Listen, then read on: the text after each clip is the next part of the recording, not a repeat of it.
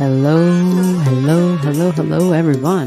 This is G and possibly Taffy. As soon as she hears me start talking, she'll come sneaking through that little crack in the door there. She's in the other room, laying in the cat window, chilling, relaxing, enjoying the open, fresh air and the birds chirping outside the window. It's a really pleasant day here. And I'm recording this right at the very beginning of July. So we're going to look at a full moon. And it is a full moon for next month. So that would be the August full moon. But here it is, the August 19th, 2024 full moon.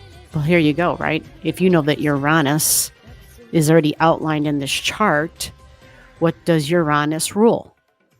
And what does Uranus share its rulership with? You see?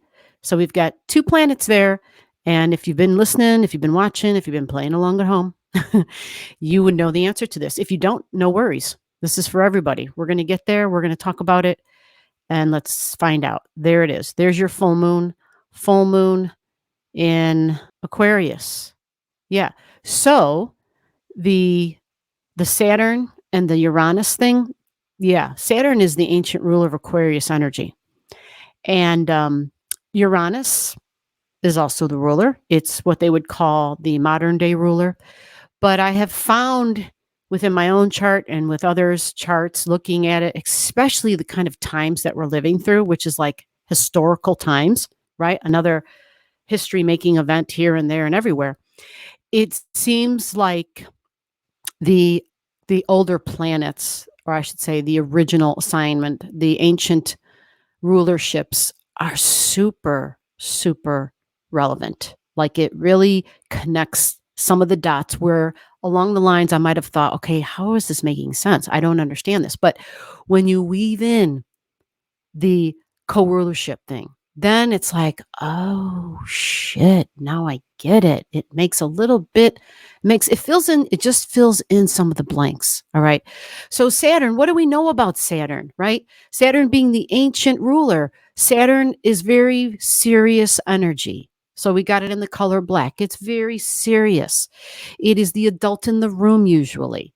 Sure, it rules Capricorn energy.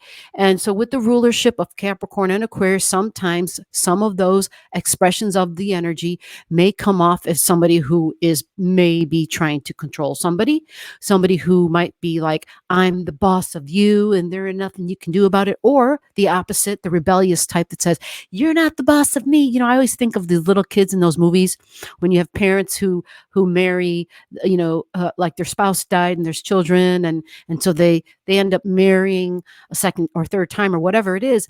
And the children from the first marriage, the youngsters, are usually like, okay, fine, that person can marry mom or can marry dad, but they're never going to be my parent. They're never going to take the place of my real mom or my real dad, right? So it's got that little rebellious spark to it.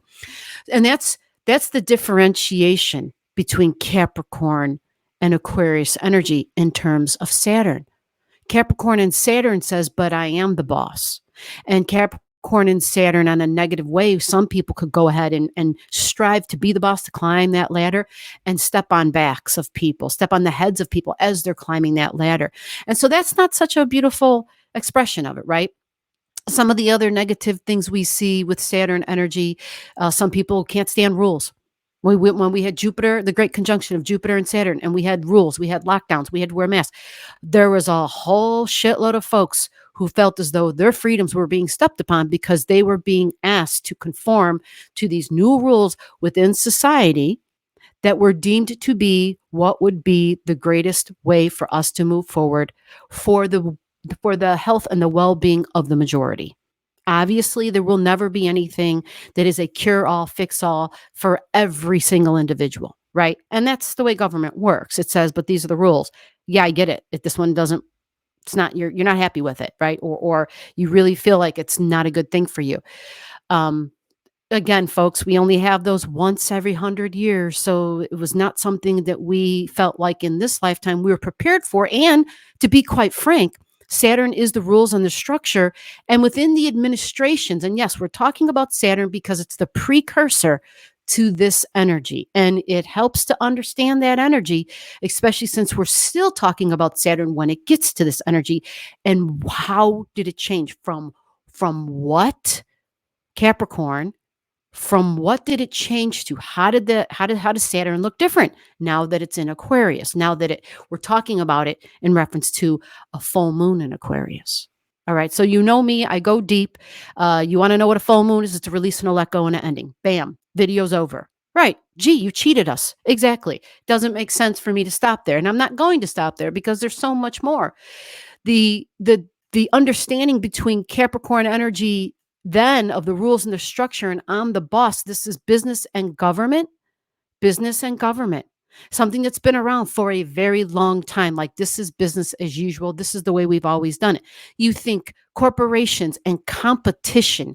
Now, when Saturn, the big boss, the ruler, Capricorn, Saturn moves, when we go into Aquarius energy, how does Saturn look different? You see, it went from a black, solid black, to now I've got Saturn representing a little bit more like this deep purple, deeply purposeful, even purple. And it's relevant because Pluto is in Aquarius. So there is changes with Aquarian energy, deep, powerful, systemic, at the root level changes in Aquarius energy. So Pluto has the power to change both Saturn and Uranus. It has the power to change the way they have ruled this sign because it's Pluto. It comes along and it says we are making a change at a very deep level. And it's not a coincidence that Pluto is going backwards, retrograding, right? You see the numbers in red, into Capricorn, because it has to complete the change that it begun a couple of years ago. So this is the third and final time that Pluto is going backwards into Capricorn, and it goes to 28 degrees, and then it'll go forward again in Aquarius for 20 years, changing it on a deep level. Aquarius energy groups, humanitarian, social causes, social services, servicing a group. We think of Habitat for Humanity. We think of social programs. We think of unions. We think of things that help the group. This is also inventions and technology. This is people who are of authority, people who are bosses. These can be bosses of tech companies. And we're also seeing a lot of really interesting changes and like releases and let goes and accountability for folks. When we think of technology and values, we think of the cryptocurrencies. We think of all the different crypto exchanges, right? If you think back over the 10-year time, and if you're not aware of it, well, in the past 10 years, we think of all the different exchanges that came about to being, and some even older, and a lot of people being held accountable for criminal activities. Now, this is what gives crypto a bad name, because crypto's not going anywhere. It's part of the future. But as always, there's going to be the greed that comes into the thing, and then you've got the bad apples and how they always spoil the whole barrel type of thing. So this is part of that too. This is part of the Pluto touching in with the technology, touching in with the inventions, and changing it and saying, I'm here to hold so-and-so accountable, because that's what Pluto's job is, right? That's its job, to make a deep change on a very deep level. Pluto is best handled in a very highly altruistic capacity. That is when Pluto is working at its best. We think of battery storage, energy storage, Aquarius energy, alternative forms of energy, wind, solar, whatever, right? Nuclear is getting kicked back up again to handle the grid capacity. So we're seeing changes, and we need changes. We need those changes to support the system and the structures that we depend upon within our society. So Saturn shows up in Aquarius in that way. Still the boss, still somebody who's charged, someone bringing a new set of rules, because Aquarius is new, is exciting, is different, is unconventional. This is where Saturn says, I have changed. And so we're seeing the rise of the authoritarians. We've been seeing it globally, the rise of the authoritarians, right? So it's up to the people.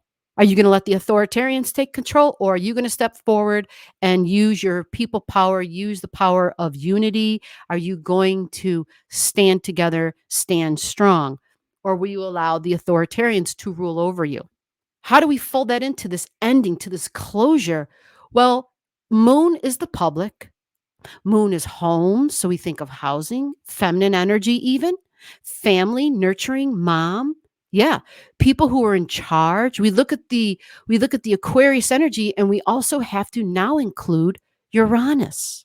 Uranus is here, and Uranus promises surprises and shocks, something we didn't expect, something that's quite unconventional. Surprises is what Uranus is all about, and doing things differently, shattering an old paradigm. That's Uranus energy. That's what its job is. It says it used to be done this way, but we're going to do something different. So it's going to be exciting. Likely it can involve technology and science. We think of space exploration. We think of, like what's out there, what's out there. And we think of different ways of using energy. We think of different ways of being able to measure something we did not have the technology to measure before.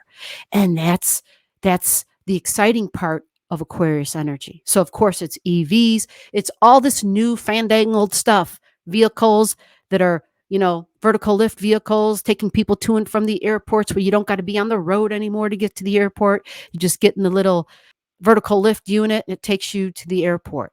And the driverless cars, right? The autonomous automobiles. So we think of different ways that technology and that humanity, the advancements for humanity using tech. But as far as releases and let goes, something with group energy, some sort of a purpose. And because we think shocks and surprises, we think of rebellions, but also authoritarians. Will it be a release in those individuals? So if it's a full moon, we think of the public and we think, okay, what's going on with the public? Is the public making a change? Is there an about face? Or, because there's two sides to the energy, right? Two sides. Are we going to go extreme, or are we going to take that extreme and then kind of look back and say, but we still need rules within this extreme? So sure, we want new, sure, we want different, but we still want rules. We still need to have something that makes sense. So this is where Saturn comes into play. And I'm willing to make some changes. I'm willing to compromise. I am willing to meet you halfway. I am willing to even appeal to the masses. A leader that appeals to the mass. The mind, the conversation is really, really what's at stake here. Business and governments, but business as in like merchants and people talking and e-commerce and just the thoughts that we keep and the kind of things that we're sharing. And social media is technology. So we're thinking about the chats. We're thinking about how we consume even our news. We're thinking about how do we serve people, and how is information, how is technology serving people? How has technology so far served the group? And by the way, these are normally either very old people or very young people when we think of Aquarius energy. Either very old, like seniors, think of living in a senior citizen community, right? Someone who's older, because Saturn represents the old. I've been here forever. Or then we think Uranus, someone who's young. Think of when you're, I don't know, you're a teenager living in mom and dad's house, and you're thinking, you're not the boss of me. I'm 17 now, damn it. I have my own cell phone. I can do whatever the hell I want. It's that very sense of independent spirit, strong independent spirit, why I need to define and draw the line in the sand. I need to define where the boundaries that I have and where I say enough. I'm an adult. I can take care of me.